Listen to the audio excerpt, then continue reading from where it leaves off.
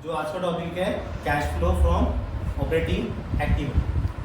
Operating activity में जो 5 steps हैं जिसको हमने कैलकुलेट करना होता है, जिसकी मदद से हमारा क्या निकलेगा, cash flow from operating activity. Step 1 क्या है कि हमारा इसमें स्टेप 1 में हमें निकालना होता है net profit before tax and extraordinary item. कि आपको सबसे पहले net profit tax and extraordinary item निकालना। उसमें हमारे पास 2 केस थे, केस 1 एंड केस बी। वो दोनों केस में करवा चुका हूँ, जिसमें केस 1 में सरप्लस गिवन होता है और केस बी में प्रॉफिट गिवन। अब जो मैं फॉर्मेट समझा रहा हूँ cash flow from operating activity का, ये मैं समझा रहा हूँ सरप्लस के ऊपर। कि हमें क्वेश्चन में क्या गिवन है, cash surplus given, surplus in statement of profit and loss. तो जब भी सरप्लस गिवन होगा तो हमारा क्वेश्चन की स्टार्टिंग कैसे करनी है वो चीज़ आपने ध्यान से सुनी। कि सरप्लस गिवन है, सबसे पहले आप क्या उठाओगे, प्रॉफिट उठाओगे, प्रॉफिट ड्यूरिंग दी ईयर। कि आपको पूरे साल में प्रॉफिट कितना हुआ। तो ये प्रॉफिट कैसे कैलकुलेट किया जाता है, क्लोजिंग माइनस ओपनिंग। जितना भी क्लोजिंग सरप्लस गिवन होगा उसमें से माइनस कर दोगे आप ओपनिंग सरप्लस, और जो भी आपका आंसर आएगा वो आप लिखोगे आउटर कॉलम। उसके बाद आप इसमें 5 चीजें प्लस करोगे और 2 चीजें माइनस। 5 चीजें प्लस क्या होंगी इसमें, सबसे पहले प्लस होगा इसमें प्रपोज डिविडेंड। सबसे पहले प्रपोज डिविडेंड प्लस होगा। उसके बाद सेकेंड इंटीरियम डिविडेंड। उसके बाद third provision for tax and fourth transfer to general reserve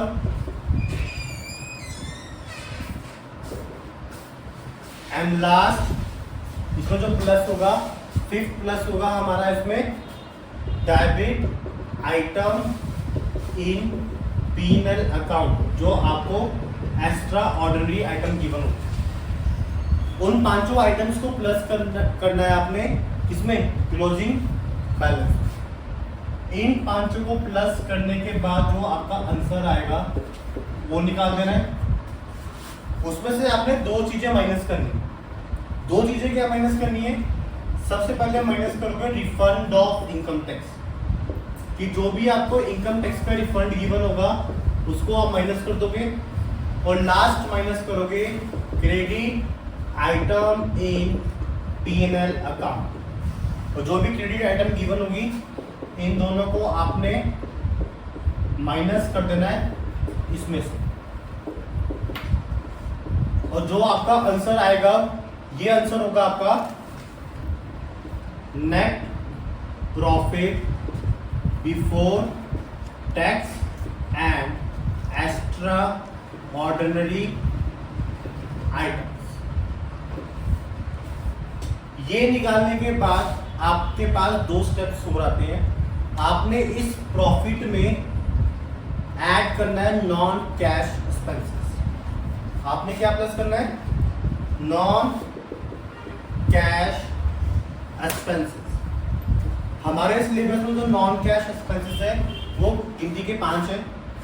सबसे पहले प्लस होगा हमारे पास डेप्रिसिएशन एंड एमोर्टाइजेशन। कि आप डेप्रिसिएशन जो भी इंटेंजिबल एसेट्स पे, टेंजिबल एसेट्स पे होगी उसको प्लस कर दोगे। एमोर्टाइजेशन जो भी इंटेंजिबल एसेट्स पे होगी उनको भी क्या कर दोगे, प्लस कर दो। उसके बाद आप इसमें प्लस करोगे बैड डेट्स। कि जितने भी बैड डेट्स क्वेश्चन में गिवन होंगे उसको आप क्या कर दोगे, प्लस कर दोगे। उसके बाद इसमें आप प्लस करोगे provisions, provision for bad debts. कि बैड डेट्स के जितने भी प्रोविजंस हैं आपने सारे क्या कर दिए, इसमें ऐड कर दिए। उसके बाद 4th आइटम प्लस करोगे लॉस ऑन सेल। जितना भी सेल के ऊपर लॉस हुआ वो सारा क्या हो जाएगा, इसमें प्लस हो जाएगा। एक आपका प्लस होगा राइटिंग ऑफ एक्सपेंसेस। कि आपने कोई भी एक्सपेंसेस को राइट ऑफ किया तो वो भी क्या कर दोगे, आप प्लस कर दोगे नॉन कैश एक्सपेंसेस में net profit before tax and extraordinary item. इन पांचों को जो प्लस करके आंसर आएगा उसको आपने नेट प्रॉफिट में प्लस कर दो। और इसमें से आपने जो माइनस करना है, आपने माइनस करना है नॉन कैश इनकम्स। आपने इसमें से माइनस करना है non cash incomes. Non cash incomes minus में क्या क्या होगा? सबसे पहले माइनस होगा प्रॉफिट ऑन सेल, कि अगर आपने प्रॉफिट ऑन सेल पे प्रॉफिट कमाया है उसको आप माइनस कर दोगे। उसके बाद अगर आपने बैड डेट्स रिकवर्ड कर लिया तो वो जो बैड डेट्स रिकवर्ड होगा वो भी क्या हो जाएगा? माइनस। इन दोनों आइटम को माइनस करने के बाद टोटल में से माइनस कर दोगे और जो आपका आंसर बचेगा वो आंसर होगा आपका ऑपरेटिंग प्रॉफिट। वो आएगा आपका ऑपरेटिंग प्रॉफिट। ऑपरेटिंग प्रॉफिट निकाल लिया हमने नेट प्रॉफिट से। अब जो हमारा ऑपरेटिंग प्रॉफिट आया है उस ऑपरेटिंग प्रॉफिट को लेना है आपने।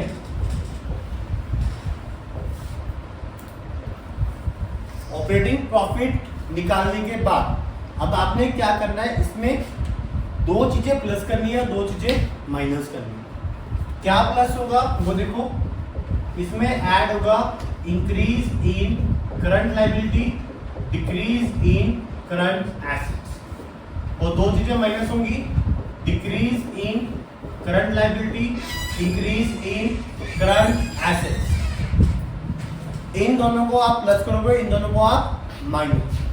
इन चारों को प्लस माइनस करने के बाद जो आपका आंसर निकलेगा वो आपका होगा cash generated. Cash generated from operating activity. जब आपने कैश जनरेट कर लिया ऑपरेटिंग एक्टिविटी में से तो इसमें आपने एक चीज प्लस करनी है और एक चीज माइनस करनी है। प्लस माइनस क्या करना है कि जो आपने यहाँ पे प्रॉफिट निकालते हुए डेबिट आइटम को प्लस किया था, क्रेडिट आइटम को माइनस किया था, वो उसका यहाँ पे रिवर्स कर देना कि आप इसमें प्लस माइनस करोगे एक्स्ट्रा ऑर्डिनरी आइटम्स। ऐड होगी इसमें क्रेडिट आइटम और लेस होगी इसमें डेबिट आइटम। ये दोनों होगी एक्स्ट्रा ऑर्डिनरी आइटम्स। इनको प्लस माइनस करने के बाद आपके पास एक आंसर बचेगा। उस आंसर में से आपने लास्ट स्टेप अटेम्प्ट करना है। लास्ट स्टेप में क्या माइनस करोगे? Less income tax paid. Income tax paid आपने उस आंसर में से माइनस कर देना। जब आपने इनकम टैक्स पेड माइनस कर दिया तो आपके पास एक आंसर आएगा। अगर ये आंसर आपका आता है पॉजिटिव में तो आपका होगा वो cash flow from operating activity. अगर इसका आंसर आता है माइनस में तो आंसर होगा cash from to operating activity. But हमारा आंसर पॉजिटिव में है तो हम लिखेंगे कैश फ्रॉम ऑपरेटिंग एक्टिविटी। तो इस तरीके से आप क्या निकाल सकते हो? Cash flow from operating activity. इस पूरे फॉर्मेट में एक कंसेप्ट समझने वाला है, प्रोविजन फॉर टैक्स। जो हमारा प्रोविजन फॉर टैक्स है वो डिफरेंट वे में निकलता है। अगर आपके पास सरप्लस गिवन है या प्रॉफिट गिवन, दो केस है हमारे पास। अगर आपके पास प्रॉफिट गिवन होगा तो आप जो प्रोविजन फॉर टैक्स है जो आपने करंट ईयर में मेड किया वो सारा का सारा यहाँ पे प्लस कर दोगे, और जो आपका प्रीवियस ईयर का स्टैंडिंग है वो आप क्या कर दोगे? माइनस कर दोगे। अगर प्रॉफिट गिवन होगा तो। अगर प्रॉफिट गिवन आपका नहीं है, आपको क्या गिवन है? सरप्लस। जैसे हमने इस क्वेश्चन में क्या लिया, हमें सरप्लस गिवन था, तो जब भी सरप्लस गिवन होगा तो उस केस में प्रोविजन फॉर टैक्स का एक लेजर बनता है। क्या बनेगा? प्रोविजन फॉर टैक्स का एक लेजर बनेगा। लेजर कैसे बनता है वो देखो, provision for tax. Provision for tax जो आपकी क्या है? लायबिलिटी है। और लायबिलिटी का हमेशा ओपनिंग बैलेंस क्या होता है, क्रेडिट। तो आप लिखोगे बाय बैलेंस ब्रॉट डाउन और टू बैलेंस कैरी डाउन। आपको क्वेश्चन में ब्रॉट डाउन भी गिवन होगा और कैरी डाउन भी गिवन होगा। और आपने ध्यान रखना है, अगर आपका इधर डिफरेंस आ रहा है तो टू बैंक आ जाएगा, उसको हम बोलते हैं टैक्स पेड। ठीक है, अगर डेबिट से डिफरेंस आया लेजर में तो आप किससे ट्रीट करोगे उसको, टू बैंक से। टू बैंक का मतलब क्या है कि आपने टैक्स पे कर दिया, तो जो भी आपने अमाउंट निकल के आएगी वो अमाउंट यहाँ से क्या हो जाएगी, माइनस हो जाएगी। अगर आपका डिफरेंस आता है क्रेडिट साइड तो उस साइड लिखोगे आप बाय P&L अकाउंट। इसका मतलब है कि आपने करंट ईयर में क्या किया है, टैक्स मेड किया, और जो भी मेड किया होगा टैक्स वो वैल्यू कहाँ पे आ जाएगी, या प्रोविजन फॉर टैक्स यहाँ पे आगे क्या हो जाएगा, ऐड हो जाएगा। ये फॉर्मेट बनाओगे in the case of when surplus in P&L account is given.